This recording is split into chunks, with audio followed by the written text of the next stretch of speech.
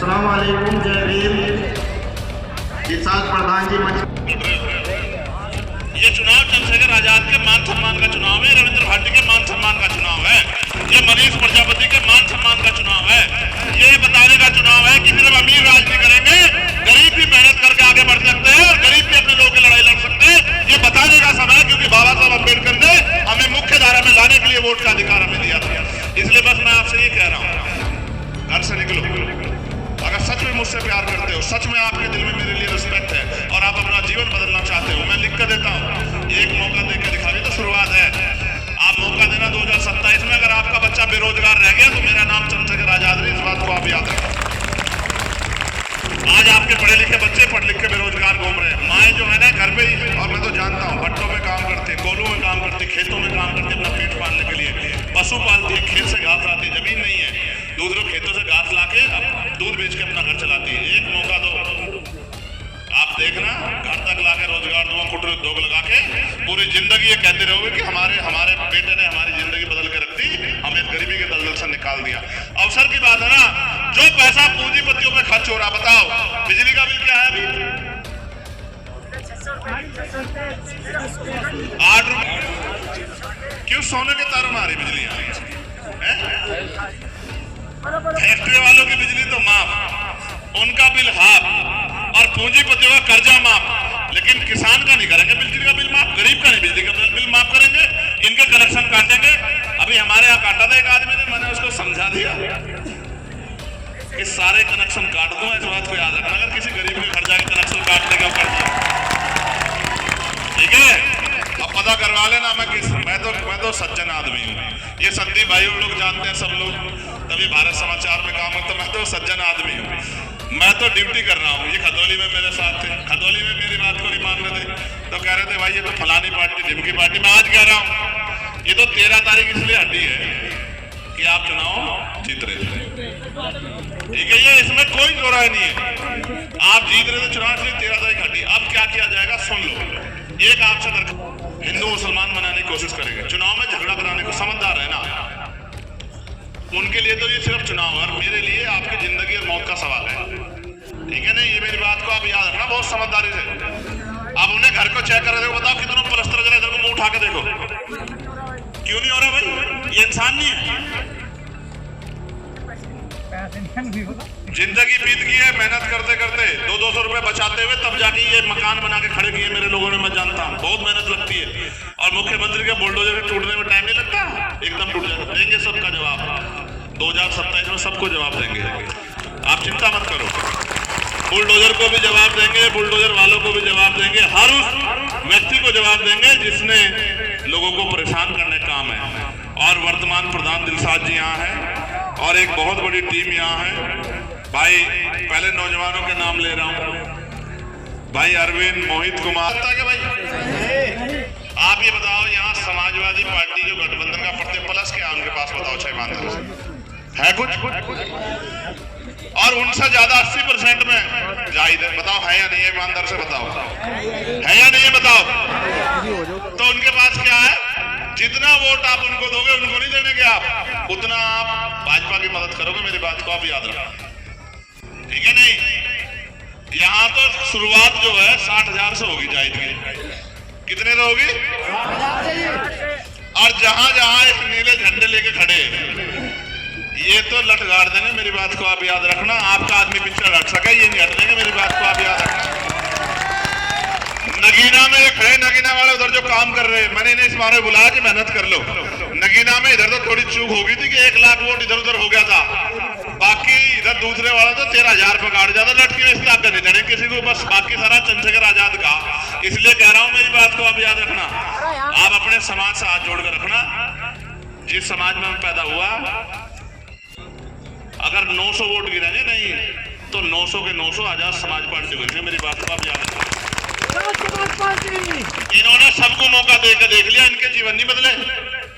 चुनाव में लोग आते हैं, जीतते हैं अपने घर। मैं अपने लिए जीता तो इस बार मिनिस्टर बनकर वहां बैठता दिल्ली में, आप समझते हैं?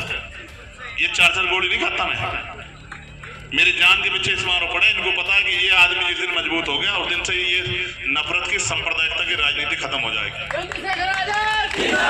सिर्फ इसलिए। और मेरी एक बात और याद रखो, जिस दिन से खिलाफत मूवमेंट के कार्यक्रम में मुझे बुलाया गया था ना चीफ गेस्ट, वो देश का सबसे बड़ा कार्यक्रम होता है भाई, मुझे भी नहीं पता था मुंबई में पूरे देश के लोग रहते हैं वहां। जब मुझे बुलाया गया ना उसमें मुख्य अतिथि बुला के, मैं सोच रहा भाई क्यों बुलाया। जब मैं वहां गया तो मुझे पता लगा उन्होंने मुझे क्यों बुलाया। उस दिन से ही मेरे खिलाफ साजिश स्टार्ट होगी कि इस आदमी को किस तरह रोक लो। रुकने का नहीं, ना रुकूंगा, ना बिकूंगा, ना झुकूंगा, बाटा पार करूंगा इस बार दिल्ली तक। मेरी बात को याद रखना। ना किसी दर्जा से एक औलाद नहीं, प्राइमरी स्कूल के मास्टर का बेटा और इस पश्चिम का हूँ। हम अगर एहसान किसी का लेते हैं तो जड़ शुद्धा तारते हैं, ठीक है। अगर कोई हमारे लिए एक कदम चलता तो 100 कदम चलते हैं, मेरी बात को याद रखना। आप किसान लोग हैं, हम तो बीज देख कर बता देते हैं कि फसल कितनी जोर की होगी। मैं आपको आज कह रहा हूँ सबको साथ लेके चलेंगे और आपकी भी जिम्मेदारी है। आप सब क्या चोटी के वकील साहब खड़े हैं, पीछे चोटी के जोड़ लगा लें, घबराने की जरूरत नहीं है। समझ गए नहीं समझ गए भाई? बताओ जायज की मदद करोगे नहीं करोगे? ईमानदार से बताओ। अपने आप निकल के लोगों से अपील करोगे नहीं करोगे? बताओ। इतने लोग जोड़ने खातर नहीं, 1 लाख रुपए खर्च करने पड़ेंगे उन्हें, जिम जाकर बैठे हैं उनके यहाँ इतने लोग आके। मेरी बात को याद रखियो भाई, आवे क्या बताओ ईमानदारी से। और अगर एक आवाज लगा दी, याद है नहीं आपके मोर्चा में एक आवाज लगा दी नहीं तो ये अपने से 20 गुना लोग लेके मेरी एक आवाज पर दिल्ली पहुंच जाएंगे। आप इन्हें जानते नहीं हो, मैंने जानता हूं, ठीक है। ये गरीब लोग हैं, ये तो लकीर के फकीर हैं, इनके साथ तो धोखा हुआ आज तक। फौज काटते खड़ा संजय, इनकी गेल तो धोखा है। हम खड़े, हम बता रहे बबलू चौधरी हमारे अध्यक्ष यहाँ खड़े, हम जब तक इनके जीवन नहीं बदले, जब तक हम पीछे नहीं हटने, चाहे कुछ भी हो जाए। और मौत आज आ जा, डरते नहीं हम किसी से भी नहीं डरते। और इस गुंडागर्दी का इलाज बताओ, बताओ भाई, इस गुंडागर्दी की भाजपा का इलाज कर सकते नहीं, हमारे अलावा कोई कर सका क्या? बताओ। हम ही कर सका नहीं कर सकते? हाँ, हम ही हट सकते। ऐसी जगहों पे गरीबों को अपना जीवन जो है यापन करना पड़ रहा है। एक माँ मिली थी अभी थोड़ी दूर पीछे, यहाँ से आद होगी, उसके पैरों में चप्पल नहीं थे, हाथ में फूल थे। जहां वो खड़ी हुई थी वहां खूब कीचड़ था। देख के तो बड़ी तकलीफ होती है कि क्या कर दूं, लेकिन अभी मेरे हाथ में वो ताकत नहीं है।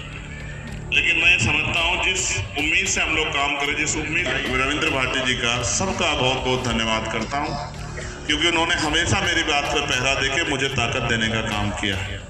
आज हमारे बीच में ये जो कार्यक्रम है, ये कुछ दलों के लिए सिर्फ ये चुनावी कार्यक्रम है कि हालात बदलने के लिए लड़ना पड़ेगा। बिना लड़े कुछ मिलता नहीं है, मांगने से भीख मिलती है, अधिकार छीनने पड़ते हैं। और बाबा साहब अम्बेडकर अपने 4-4 बच्चों की कुर्बानी से हमें सबसे बड़ा हथियार दे गए, वो है हमारी वोट। ये वोट जब तक हमारे पास है तब तक बड़े बड़े कुर्ते वाले, बड़े बड़े महलों वाले, बड़े बड़े गाड़ियों वाले, बड़े बड़े धरना सेठ चुनाव के बीच हमारी बस्तियों में आके हमारे पैर पकड़ के और हमसे आशीर्वाद लेते रहेंगे। हमें दादी, हमारी घर की महिलाओं को दादी, चाची, ताई, पता नहीं क्या क्या भाई, चार गरीबों की बस्तियों में दिखाएंगे। क्योंकि सत्ता में बैठे लोग तो क्या कर रहे हैं, जो सबके साथ सबके विकास की बात करते हैं। उन्होंने 27,000 स्कूल बंद करने का अभी नोटिफिकेशन जारी किया कि हम 27,000 स्कूल बंद करें। आप ईमानदारी से बताओ, सरकारी स्कूल में किसका बच्चा जाता है? गरीब का, किसी अमीर का तो नहीं जाता। बाबा साहब ने क्या कहा हमें, बाबा साहब ने हमें पहला नारा ही क्या दिया, शिक्षित बनो। जब हमारा बच्चा पढ़ेगा ही नहीं तो 400 रुपए की मजदूरी करके क्या अपना घर बना पाएगा 10 साल में, 20 साल में? क्या एक 4 रुपए गाड़ी ले पाएगा? मैं बुनियादी बात कर रहा हूँ। वो ये चाहते हैं कि हम गुलाम बन के इस देश में जिए, और हम ये चाहते हैं कि हम गुलामी की बेड़ियां काट के इज्जत की जिंदगी अपने लोगों को दे, हर आदमी को दे जो उनका अधिकार बैठता है। हम सब के लिए लड़ते हैं, किसानों के लिए लड़ते हैं, महिला बहनों के लिए लड़ते हैं, पहलवानों के लिए लड़ते हैं, नौजवानों के लिए लड़ते हैं, हर आदमी के लिए लड़ते हैं जिस पर जुल्म होता है। और तब तक लड़ते रहेंगे जब तक हमारे शरीर में लहू का आखिरी कतरा, क्योंकि हमारे गुरु और संतों महापुरुषों ने हमें सिखाया है। और हम अपनी ड्यूटी को कर रहे हैं। आज मेरे संज्ञान में एक बात आई थी, भाई अमरेश जी की प्रतिमा लगी है, प्रतिमा कहीं लगे तो उसका सम्मान होना चाहिए, उस पर एक छतरी लगनी है। मैं ये मेरी हैसियत इतनी नहीं है, लेकिन मेरी तनख्वाह है, मैं अपनी तनख्वाह से छतरी को लगाऊंगा, इस बात का मैं आप लोगों से वादा अपनी तनख्वाह से, किसी का नहीं, कोई आज कोई जिंदाबादी नहीं, ये मेरा काम है।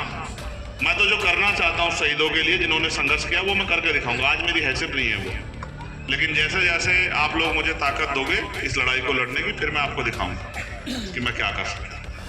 अभी मदरसों को बंद करने की बात हो रही है, ये भी स्कूल है, ये भी, इनको भी स्कूल से अलग मत समझो, ये भी स्कूल है। अब सुप्रीम कोर्ट ने कल उसका ऑर्डर दिया कि भाई ये गलत कर रहे हो आप, ये मत करो। इन सरकारों का बस चले तो ये हमसे रोटी खाने की वो छीन ले।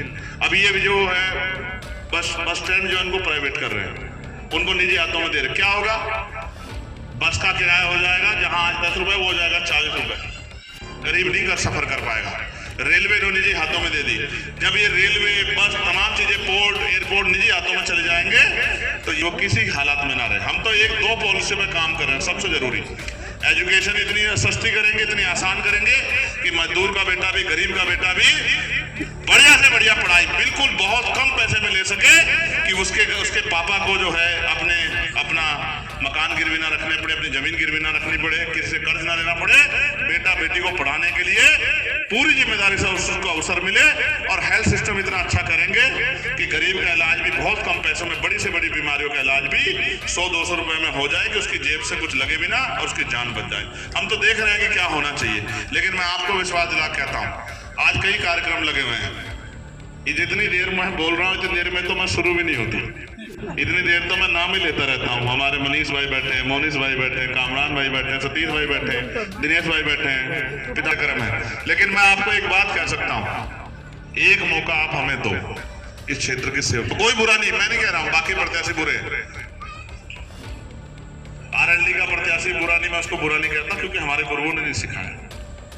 गठबंधन का प्रत्याशी वो भी बुरा नहीं है, लेकिन वो आपके लिए कितने अच्छे हैं आप तोल के देख लो, क्योंकि आपने उनको